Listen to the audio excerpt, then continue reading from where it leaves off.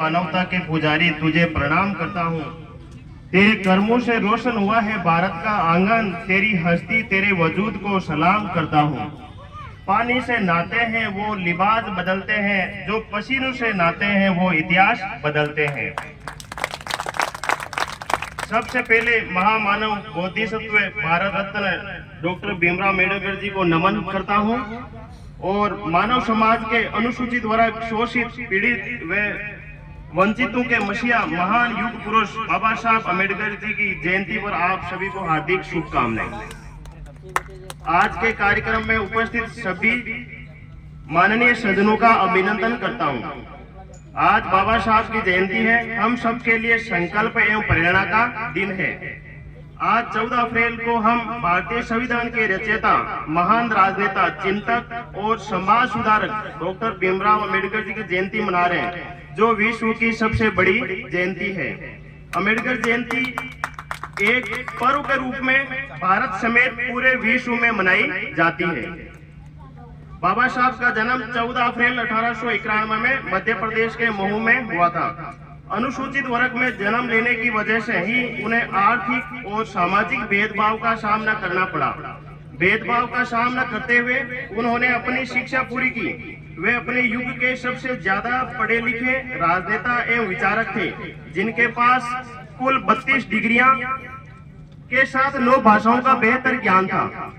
बाबा साहब ने अपने जीवन में तिरस्कार, अपमान, शोषण, जाति भेद का घोर सामना किया। इस कटुता को इन्होंने बदलने की भावना में नहीं बदला। इन आंसुओं को इन्होंने एहसास करके भारतीय समाज में अनेक सच्चे किरदार निभाए और कोई और होता तो शायद बदले की भावना और कटुता से त्रस्त होकर निष्पक्ष संविधान ना लिख पाता। मगर बाबा साहब ने ऐसा नहीं किया, क्योंकि उनका मुख्य उद्देश्य मानव जाति के लिए था।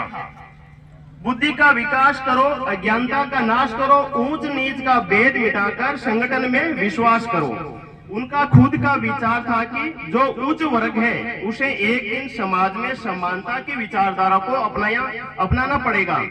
इसलिए उन्होंने निर्णय लिया कि मुझे केवल समाज को जगाने और उनमें विश्वास भरने का कार्य करना है। बाबा साहब के विचारों की गूंज आज भी सृष्टि में विद्यमान है, जो शताब्दियों तक रहेगी। बाबा साहब को सम्मान देने से पूर्व हम उनके जीवन के संघर्षों के बारे में जरूर जानें। उनका जीवन एक प्रेरणादायक है। कोई भी हारा हुआ मनुष्य यदि बाबा साहब के संघर्षशील उन्नत जीवन के कुछ ही बातों पर या पहलू पर ही विचार कर ले तो मन में एक प्रेरणा जाग जाती है।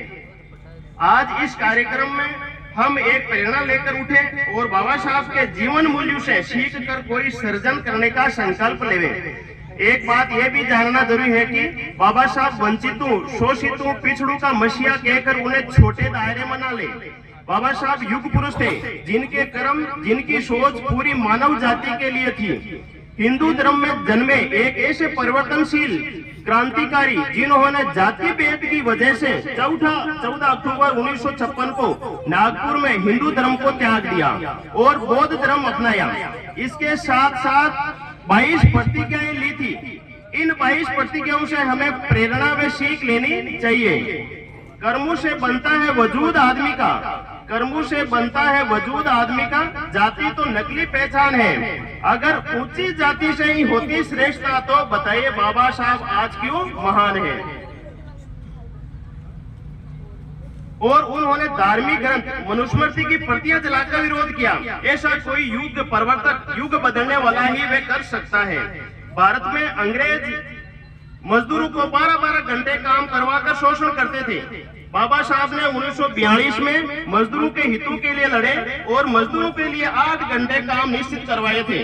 विश्व के अनेक विकसित देशों में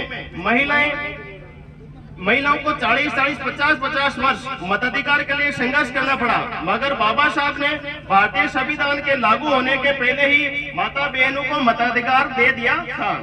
नारी शक्ति के लिए उनके मन में सम्मान के भाव थे। वो मानते थे कि नारी समाज का आधार है।